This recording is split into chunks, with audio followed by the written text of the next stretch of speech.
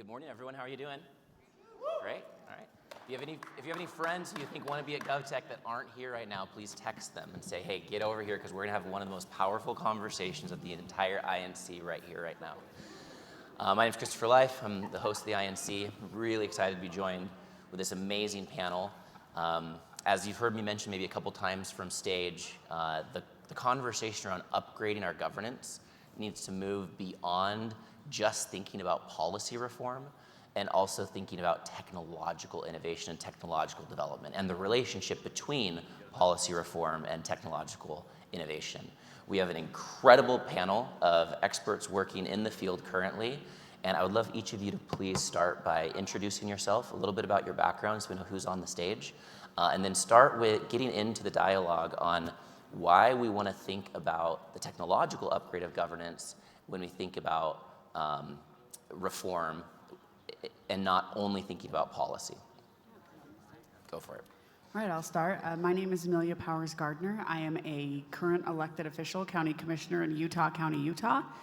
We are the second largest county in the state with about 750,000 residents. I'm also a GovTech founder, and I help lead a GovTech company called InnoGov. My background is I got into government because I could see that there were broken processes. I have an engineering background, and in my local government, I could see that there were a lot of mistakes being made, and there was a lot of inefficiency and an inability to serve our population, not because of a lack of desire to do so, but just because of broken processes. So I got into government to help fix these processes and find a way to help government better serve the people of my community. And as I got there, I realized that one of the reasons they were so inefficient was because we were literally dealing with technology from the early to mid 90s. And this was in 2019. So we were looking 25 to 30 years behind. I started implementing disruptive technology at warp speed. And 2 years later, I'm still waiting for other government entities to catch up to me. I'm actively giving them my blueprints, showing them how to do it, and them just not having the skills or bandwidth to do so. So we started the GovTech to help other governments implement technology in a way that better serves their communities. And so take us a little bit into that first question also while you got the mic, which is, why is this conversation around GovTech so important? Yeah, and this conversation is so important for two reasons. Number one, if we really truly want to change the dynamic and we want to change the way that we interact with government as citizens, and we want to kind of flip this script on its head and say government needs to be serving the citizens, then the best way to do that is through technology. And so if we really want to change the dynamic of how people interact with government and how government serves people, technology is the answer.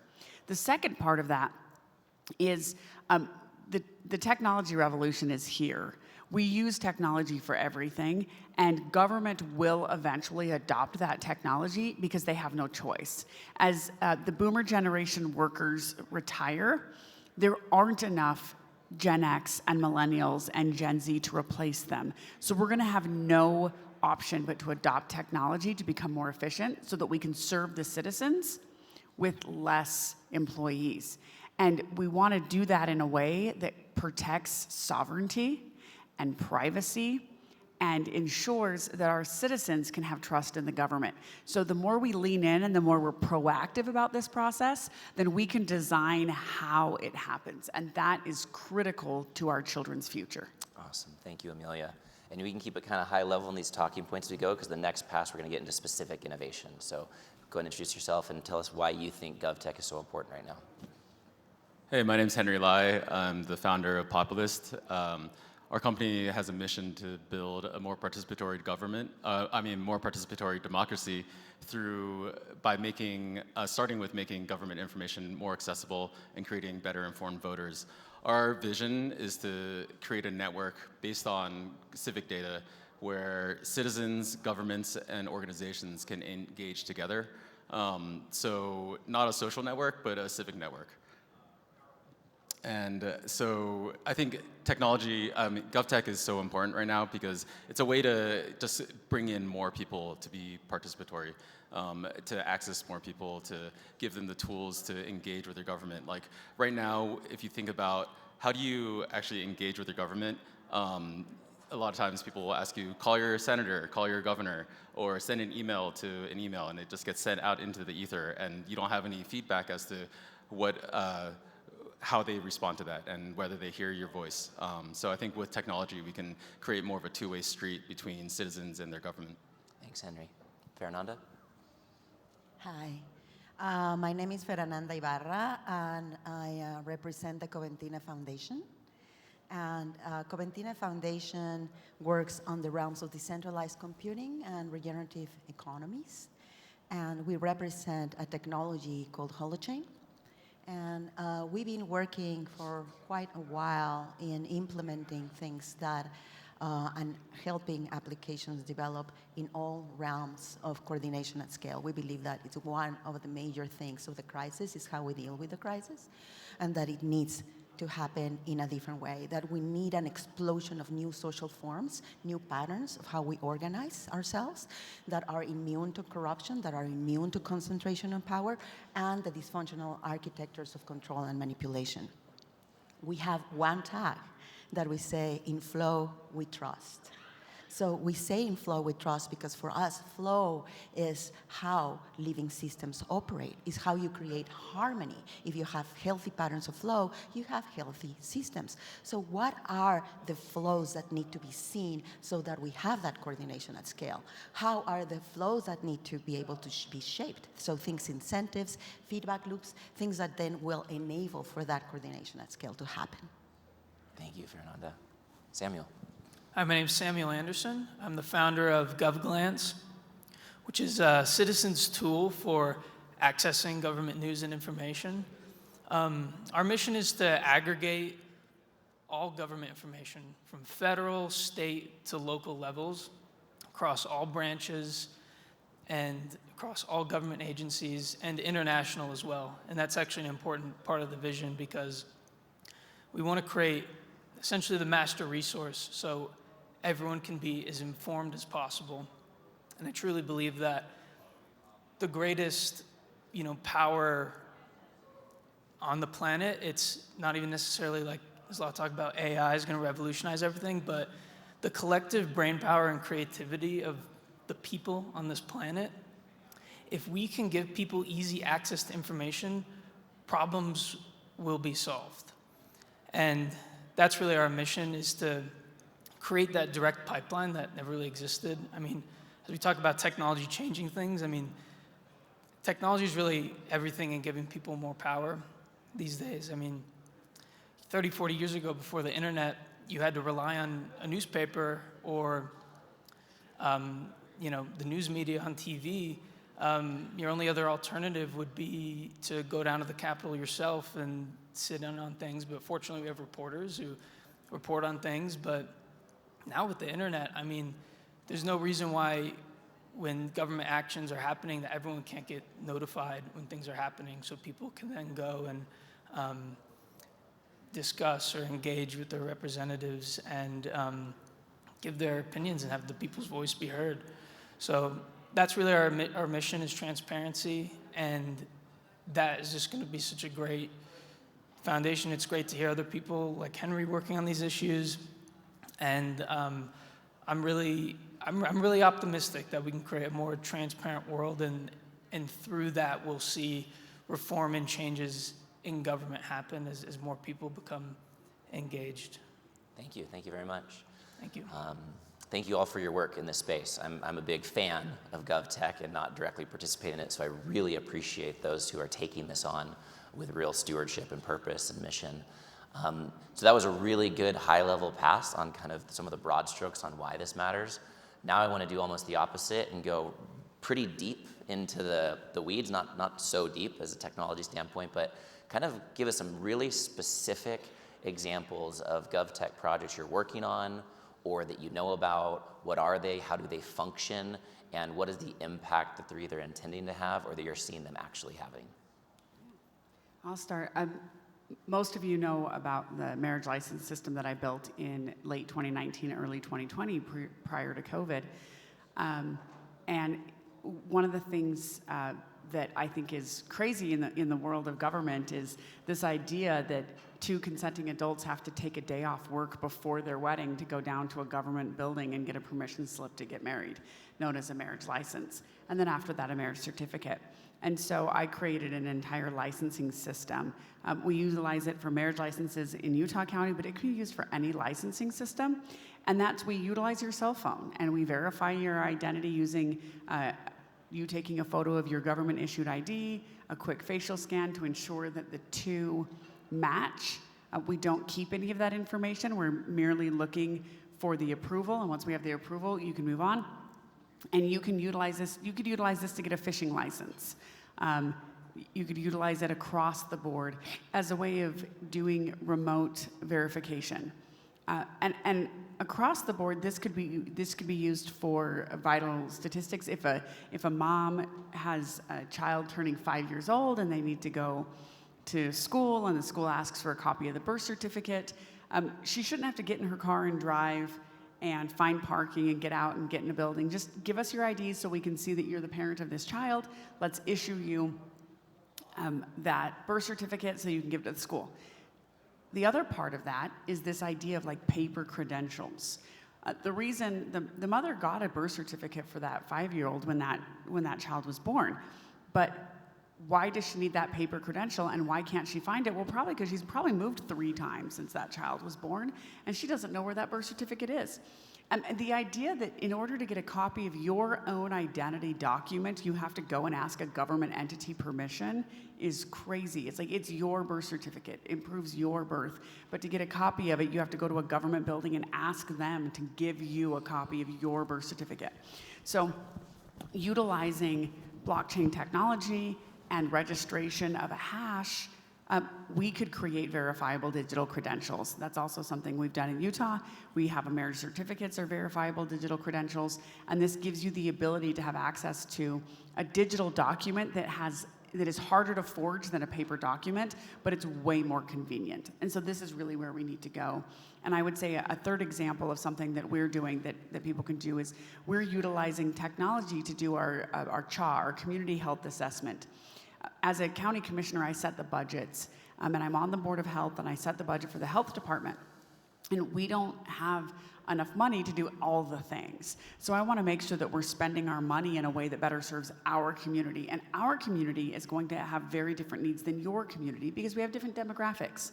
So I want to know what are the actual health needs of my citizens. And I want to make sure that I have a broad demographic. And we can utilize technology to curate the feedback from our citizens. Like if we know that 10% of our citizens are under the age of 12, but everybody who's been filling out our survey is over the age of 50, like we need to get into that, 24 to 40 age range. We need more of them because their children are the ones that we need to serve.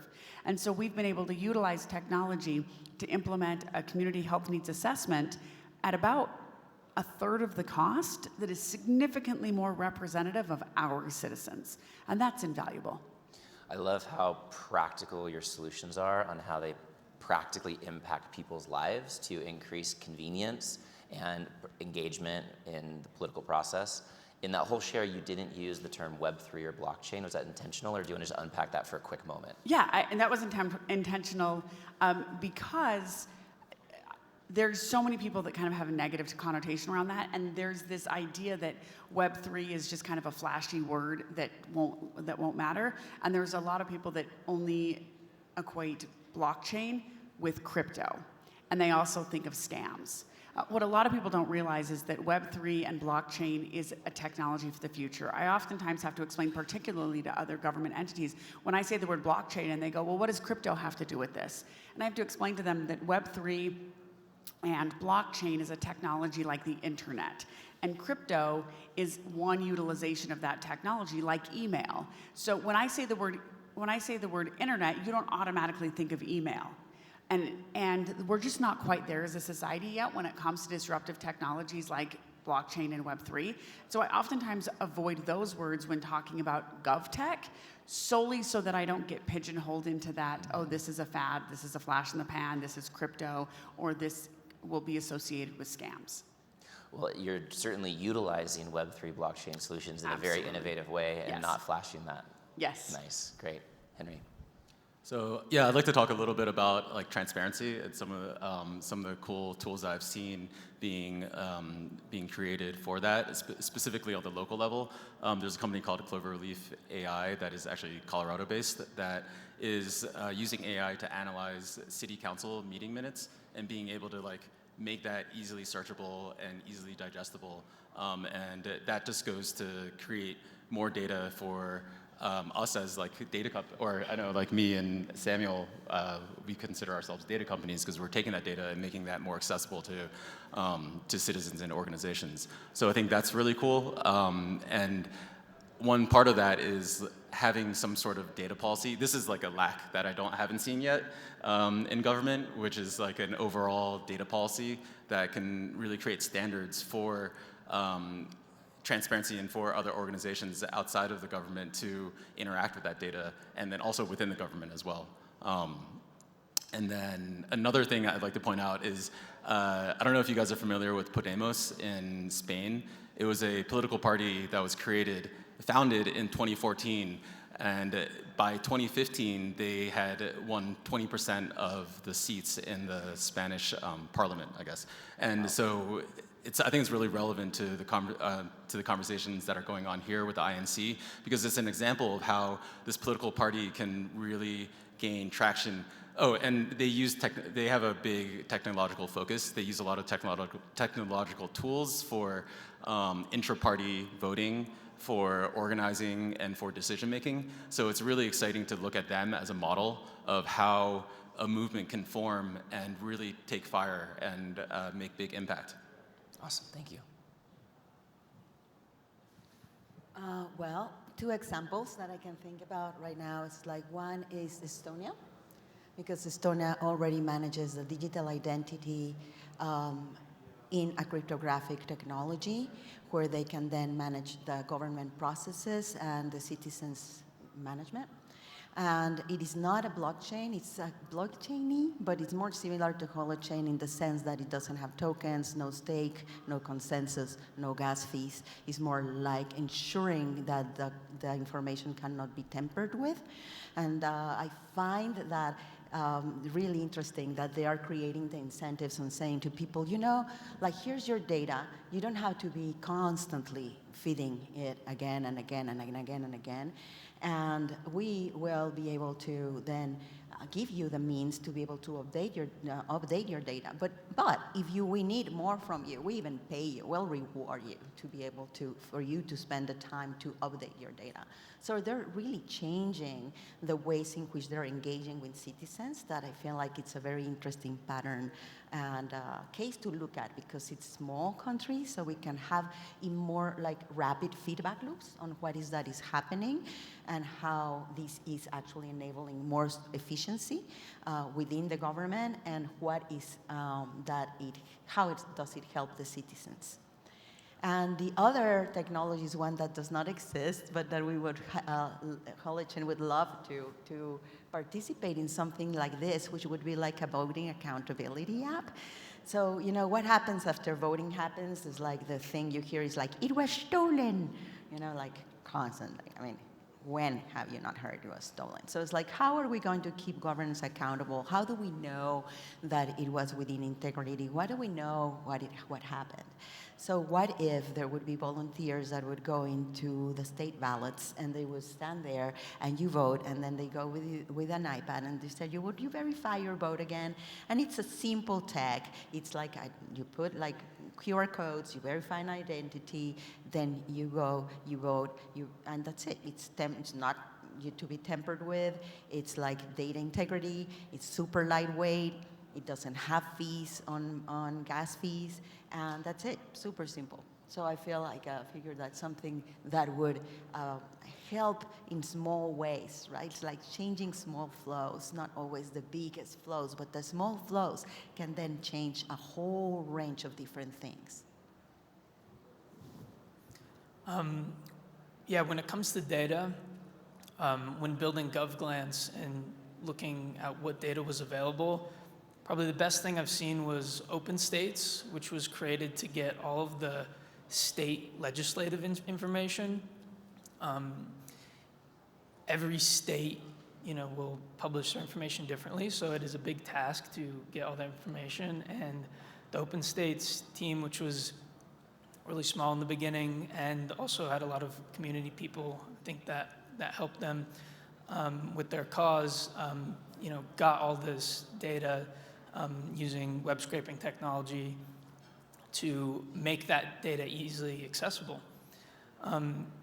Open States, though, did end up getting bought out by another company and kind of actually became harder to find that data, but the founding members were really passionate about it and made sure that the data is still open sourced, even though this other company bought it. So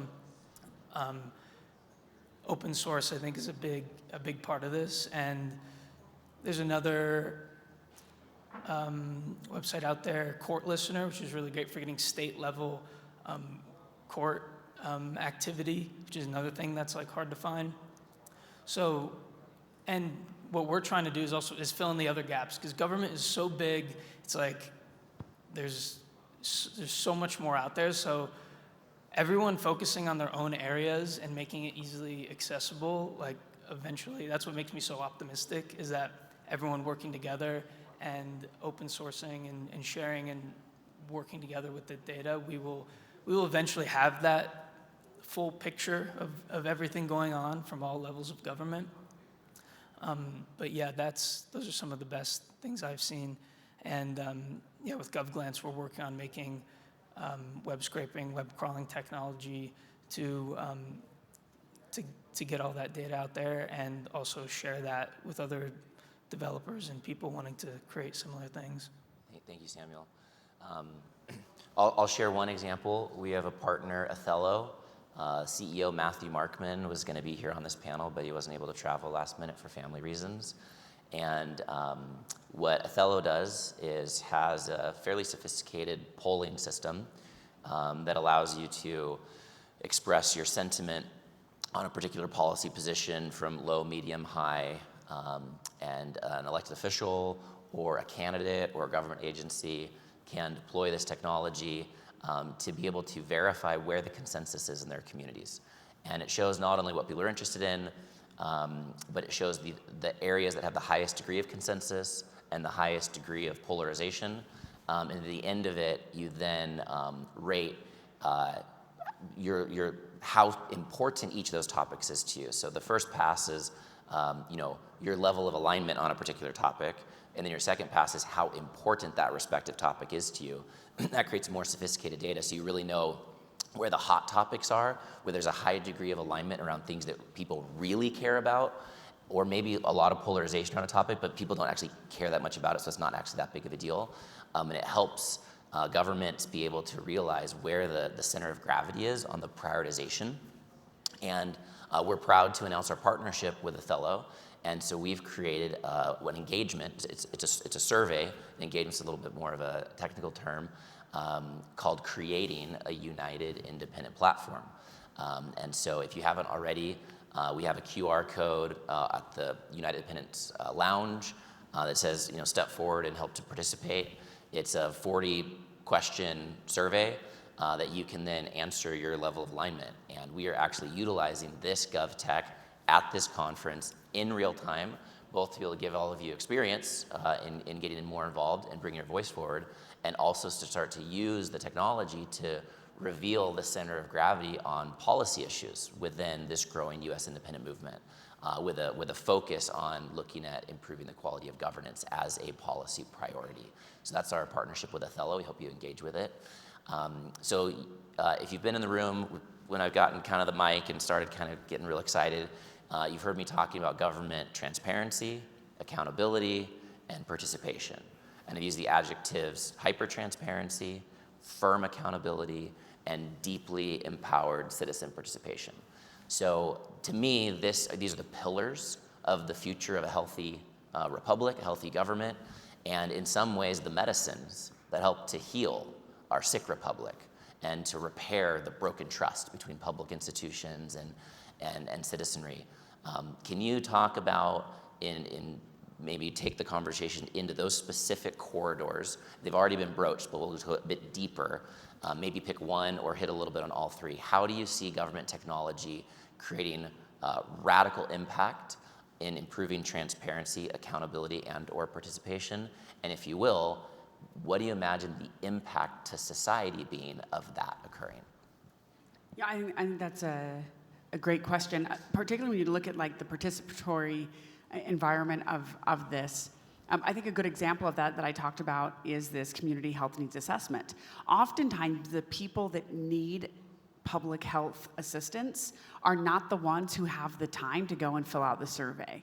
And so it's really hard as a government entity. You think that you're responding to your constituents and you think that you're responding to the needs of the individuals when you just don't even have that information. I remember when I was very first elected and I was trying to convince my two fellow commissioners to get a technology that would help us get feedback on real issues in real time with constituents and have this open communication. Whether this was skimming data off of open posts on social media, all the way to doing push polls, also just getting general feedback. And I remember one of them, his assistant said, well, you guys are the elected representatives of the people, and don't you think that just by electing you, you know what people need? And I'm sitting there looking at two men in their 70s who can't use an iPhone, and the average age in my county is 23. And I said, no. I said, number one, the average age in our county is 23. The average age of a voter is 59. And the largest voting block is people ages 70 to 74. And I'm sitting here with two men in their 70s. I'm the first woman ever elected to this office, and the vast majority of our citizens are under the age of 12. No, I don't think they know what our citizens need, right? I think we need a technology, and we need a way to get that information in a passive manner, because the vast majority of the people in the county are in survival mode, and they're too busy trying to get their kids up and to school on time and get to work and grocery shop and make dinner and get their kids to bed on time and make doctor's appointments and exercise and eat 120 grams of protein a day and wash their face twice a day and make sure their children have brushed their teeth. No, I don't think we know. I think we need technology to tell us. Yeah. I mean, I just love Amelia Powers Gardner so much, and just a shining star example of an elected official who cares so much about improving the quality of governance and the quality of our society in this country. And I just want to thank you for your passion and your devotion. Thank you. Yeah. Thank you. I love what you said, Christopher, about it being healing. Those things that you talked about, transparency, accountability, and participation. I think participation especially, because what better way to counteract the doomerism that is so prevalent in today's society than to get involved and to get involved in your community. And I know that's been the case for myself, to really feel like when in the face of all this bad shit that's going on, it's like, okay, well, at least I can feel like I'm doing something that is making a difference and helpful in whatever small way that may be. So I think finding ways to encourage that participation is really important. And like I mentioned before, with that Spanish political party Podemos, that they really were able to capture that participation with technology by having these votes that they were doing in intra-party decision-making on a large scale. And I think that's so important, because it provides a model of government actually working well.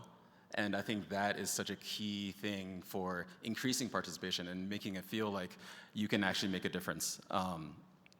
So yeah, that we need more examples of government doing well to increase the belief in that, because I think that's one of the biggest things that is preventing people from getting involved. Thank you.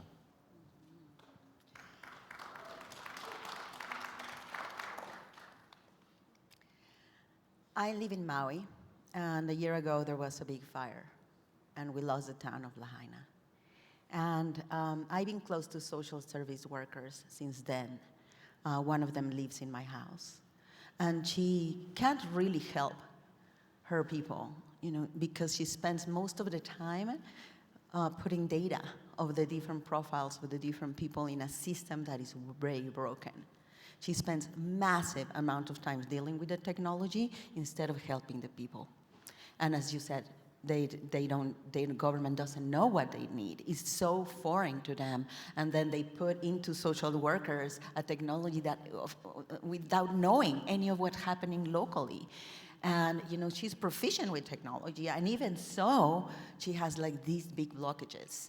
And so the people are not able to see any of the resources that are available to them. They go to different social services, and the social services don't know their profiles. They have to be constantly bringing in their data over and over again until they're exhausted. They don't want to do it anymore. Some of them are like not knowing what they're going to eat the next day. So they go there because of desperation, but they really don't want to do it anymore. It's not efficient. And for my friend, she has like a big issue with integrity in terms of she doesn't like adding the data of her clients into the database.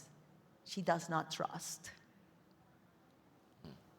And as a citizen, I do not want the government to know my health data.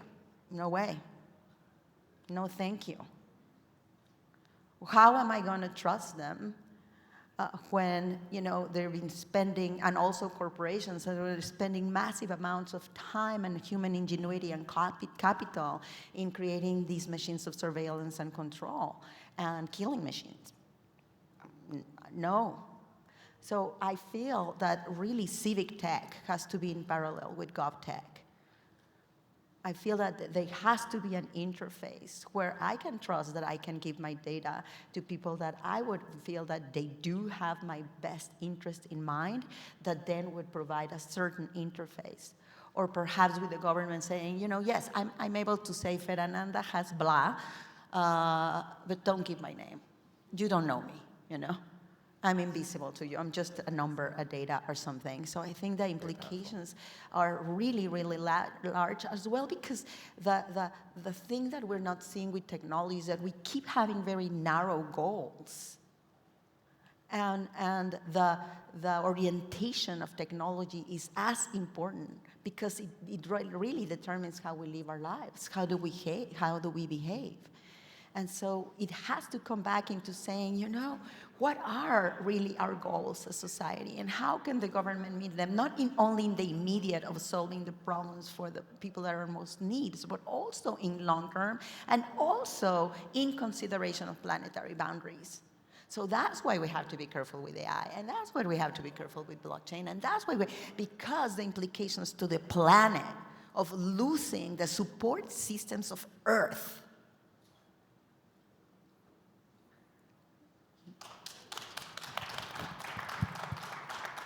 That was very well said. I mean, trust is everything, trust and privacy. And yeah, as there's more and more technology involved with government, there's a lot of implications with that. So citizens getting government information is one thing for transparency, but also how do we trust that data that the government's outputting? I mean, the Fed puts out a lot of economic data, but how do we see under the hood in what's actually being included in those data sets? I think Switzerland, I could be fact-checked on this, but I think Switzerland recently open-sourced all of their sort of government tools that they use for their government, or at least some extent. And I think that's a very interesting concept, is how can we also, these things that government is using, and for all the services that government provides, how can the government also be transparent, open source things so people can submit improvements to that or see where things could be misleading or gone wrong? And trust, and also I agree with a lot of people you talk to, most people out there, they don't even want to vote because they feel like it doesn't matter. And we can also view ranked choice voting and a lot of these mechanisms that independents are advocating for as also a type of technology. I mean, ranked choice voting would be very hard to do when this country was founded in the 1700s, much more complicated counting of votes. But that's something we can do now with technology. We can do this ranked choice voting or approval rating voting people have been talking about. Like, those are ways we can use our computational technology to actually create a more democratic government. So it is very exciting, but also, yeah, we do need to be weary of some of the things technology is doing. Like, we don't, like, if all voting is all of a sudden digital, well, it's also good to have paper ballots as a kind of backup and a paper trail of things. So there's going to be a lot of good debate over how we should move forward as a country, but there's a lot that we can do because of this technology. Thank you. I want to do one more passive questions, and then I want to have a couple minutes for a couple of questions from the audience. So if you have any very specific questions, please consider those, and we'll do our best to get to a couple. Okay, so this last question is about adoption. And I think that, Amelia, correct me if I'm wrong, do you think that you'd use the term GovTech to refer to technologies that government uses directly, and civic tech to use as a terminology for technologies that improve the civic condition but don't necessarily have to be adopted by government? Is that kind of a fair distinction? Yeah. Okay. So we're talking about GovTech, so that means that we're looking for the conversation around adoption. And if we want to reform certain things of how the political process works, like changing our voting system, for example, to go from first past the post to approval voting or ranked choice voting, that's typically a legislative activity that's going to occur at a state level in the state legislation. When we look at the reform that is GovTech, we're talking about a whole different process. And it's something around some type of government contract with some software solution that then has some type of adoption process. Talk to us more about that. What would that process really look like for a government organization, whether it's a county or a municipality, to say, yes, we are going to do this? What does that process look like? What does that look like transactionally? If either of the other panelists have direct experience insight, please bring it forward, and I think you probably have the most on that. So talk to us about adoption. Yeah, when you're looking at adoption, it's fairly complicated. And this is one reason why we don't have broad adoption. One thing that I want to note is every technology that has been mentioned on this stage isn't theoretical. Every one of them exists. The voting technology that you're talking about, it exists today. I have used it for overseas and military voters. We've utilized blockchain technology. Every single one of those votes that had a blockchain record, we used a paper ballot. Every one of the technologies that we've talked about exists today, but implementation is really the hard part. That's actually where I differentiate myself from other government technologists, is because of my background and my unique skill set, I've been able to actually implement these technologies. And it's multifaceted. The first part of this is, in order to adopt a technology, you need an advocate. You need almost an evangelist on the inside. Like, who in government are you going to get to adopt it? And then, does that person have the drive, and are they willing to drive this process? And do they have the political pull, or are they the decision maker that has the ability to make that decision? So that's number one. Number two, you have to be specific. You can't really talk in generalities. If you're going to adopt a technology into government, you need a specific process that it's going to be adopted for. And so in my case with licensing, I could just say, hey, let's reform licensing. And that would have taken decades. But because I said marriage licenses, this is what I want it to do, this is how I want it to work, I was able to get my foot in the door and go through and do that process. And then I mapped out a process for other licensing. So you can use my process for fishing licenses or hunting licenses or business licenses or even building permits. But you have to have a specific process that you're looking to reform, because when you go into the acquisition process, when you go into the purchasing process at government, you have to have a specific. You can't just have a generality. The next part of that is looking at these purchasing policies, particularly when you're looking at disruptive technology, Web3, blockchain, AI. You're going to have a problem because most purchasing policies have a caveat in them that says something. If you're for technology, it's like, give us 10 years of history working with government clients, or give us 4 government clients that you're currently working with. Well, if you're working in the AI or web space, chances are you've got 0 government clients that you're currently working with, and you probably don't have 10 years of business history. And so you need to find a way to have policies that allow for that. And so you have to get down to the purchasing policy level. Otherwise, you're just going to hit a brick wall, and people are going to move on. And then once you've gotten through identifying your process, finding your advocate on the inside that's going to help you, and if you can pass the purchasing policies, then you get into implementation. You can't even get to implementation until you get through all of those doors. These are the barriers we're talking about. It's not actually the technology, it exists. There's really smart people. You want to talk about ranked choice voting? The Ranked Choice Voting Resource Center has open source software that they offer for free to municipalities to ensure that they can accurately count an election, and they do it in an open source way. All of that exists. It's getting it implemented that's the hard part. Then once you get to the implementation, at that point you have to enable like massive amounts of change management, because you're dealing with employees and bureaucrats that have been set in their ways for 10, 15, 20 years. And you have to convince them that the adoption of this is going to benefit them as well. And so then you have the actual adoption process. And oftentimes adopting technology, you have to somehow weave it in with existing processes, because so much of what government does is intertwined with each other that if you work on just replacing one process, it no longer integrates with the other processes. Now, any of you that are a technologist are like, well, that's okay, just do an API. But keep in mind, the other processes they have were built in like 1997 and don't even have APIs. So you have to find a way to dovetail this new technology in with existing technology, and that's where you really need the expertise, which is literally why I started InnoGov, because I have figured this out in my government, and my citizens have the benefit of that. But 99% of your governments don't have a random technologist who agreed to take a 60% pay cut to go into government, because heaven knows why I did that. But literally, you need to have an expertise, and that's why we started InnoGov, is because this is a very complicated process. And getting through these gates is how we start. It's doable. The technology exists today. We just need to demand as citizens, because it's a pain in the ass. So you're going to have to convince your elected officials that they have 2 options. Either they deal with this pain and they adopt this technology, or you elect someone else. Yeah, right.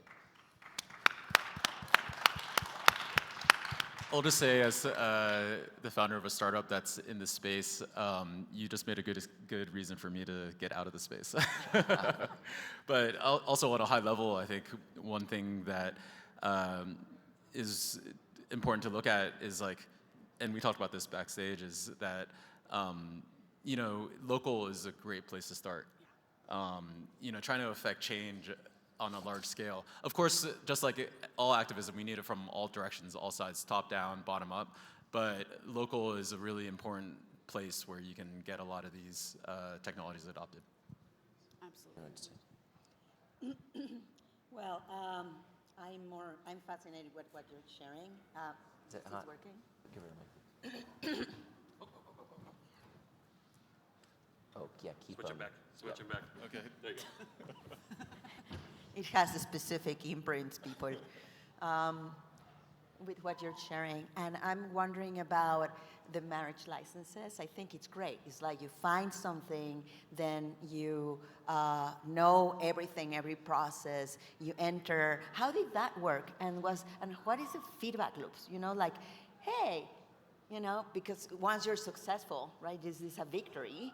And then you probably others go ahead and go like, wow, what did you do? And while if you show them before, it would be like, if you ask them before, they would go like, no, forget about it. But That's once exactly that you what have happened. the proof, so what happened with these marriage licenses, and how is it progressing?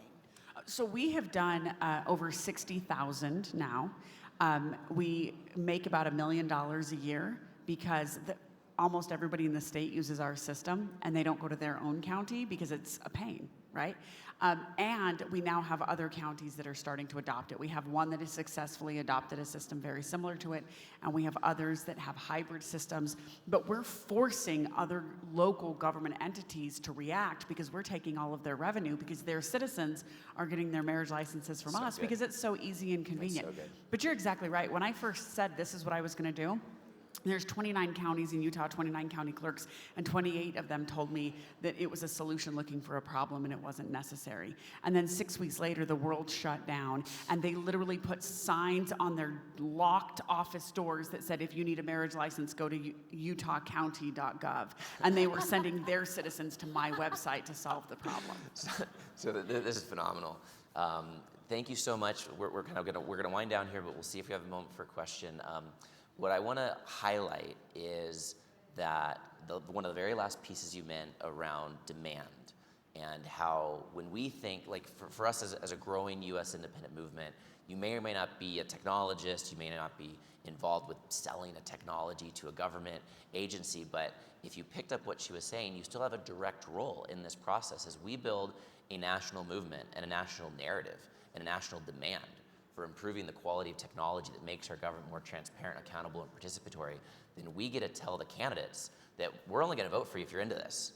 And then we're actually putting, or if they're an incumbent, we're only going to vote for you for your election if you're into this.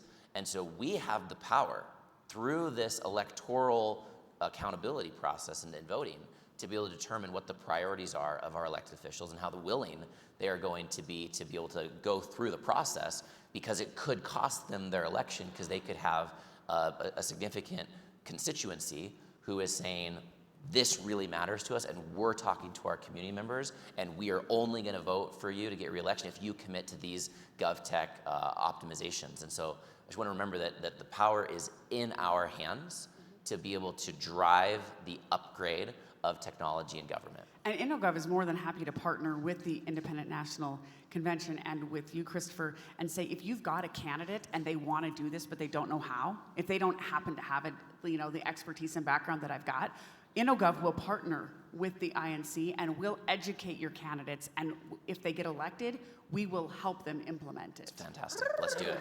So let's create space. If there's one, maybe, who's got the best question out there? Yeah, all right, let's go with, yeah. Cool.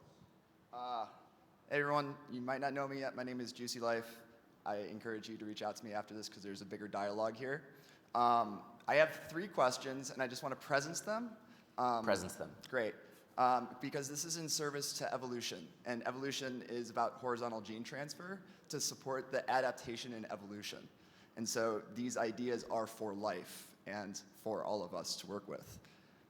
The first, Amelia, from the Utah side of things in the public health, this is going to be the bridge here, but Fernanda talks about the feedback loops and the ecosystem. And so one thing around gathering information from the public is creating the feedback incentivization that them providing the feedback they receive immediately. And this is an opportunity to do the needs and resource mapping from what people give as their feedback to then receive and connect to the resources. And that type of immediate connection can provide the value for them and the incentivization to even give the data in the first place.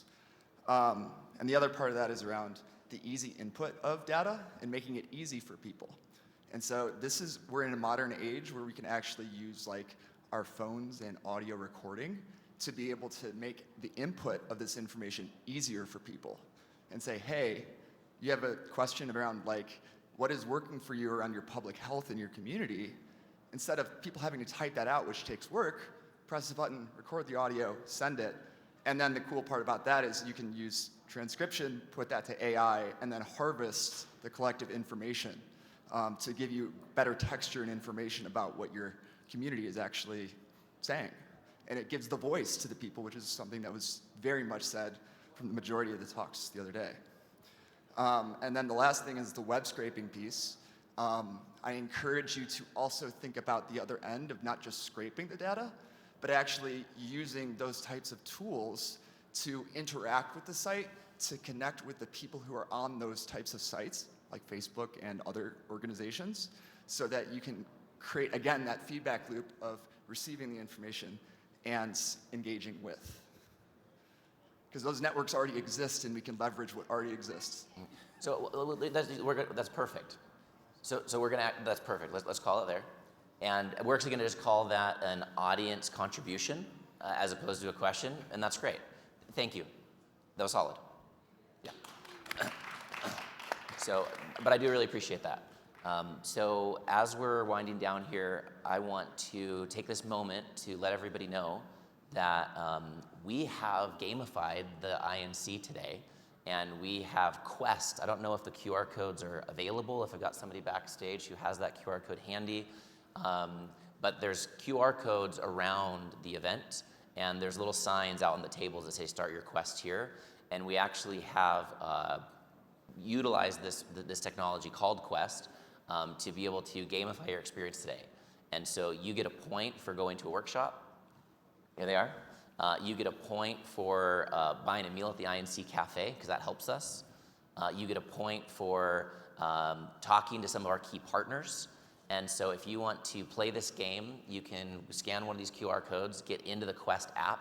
You have to put in your name and your email to create an account very quickly. And then you earn a point for every quest you complete. And we've put together a set of incentives. I forgot my water bottle, but we've got these awesome independent water bottles that are very, very high quality. And we're giving away water bottles and free tickets to INC 25 and other products that our sponsors have offered, health supplements, et cetera. So there's all kinds of prizes associated with it. And then we're also entering all the points into a lottery that then we'll be doing at the beginning of our closing session, which will involve giving away 10 silver United Independent coins. We have minted United Independent collector coins. So if you want to play this game and enter in to get these prizes and win these lotteries, then please plug in the Quest process and enjoy that. And right after this, we've got, you gonna say something? I was gonna say, I just got my 4th badge. Yeah. I call it INC Go. It's like Pokemon Go, but better. So the game is on. I'm The game excited. is on. She's got a competitive edge, and she might try and beat you all. But see if you can beat Amelia. What's happening right after this is our alternative health panel featuring Zach Bush and others.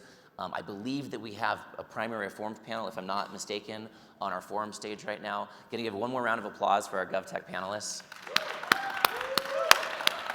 Thank you so much for being at the Independent National Convention.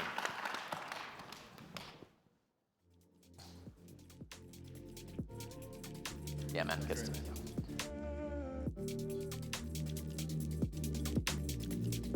you.